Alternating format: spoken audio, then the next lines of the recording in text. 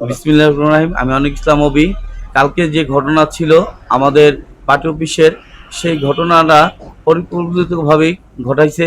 যে আমার বিরুদ্ধে যে একটা ভিডিও পোস্ট করতেছে গত 1 বছর আগে, পরিকল্পিতভাবে আমার এই একটা মোবাইলের বিষয় নিয়ে, সেইটা ওনারাই আমার হুন্ডার ভিতরে কিভাবে কি করছে রাখছে সেটা ঘটাইছে। কিন্তু কালকের বিষয়টা নিয়ে আমার পদ পদবী বা আমার মান সম্মান ক্ষুণ্ণ করার জন্য এই ভিডিওগুলো পোস্ট করতেছে। বাট কালকের যে বিষয়টা মারামারি পরিকল্পিতভাবে ঘটাইছে ওনারা। আগের ঘটনাটা ওনারা আমার সাথে ব্যবসায়ী একটা সূত্রপাত আছে, এই বিষয় নিয়ে ওনারা আমার সাথে একটা সূত্রামি আছে, তাদের সাথে ব্যবসায়ী দ্বন্দ্ব।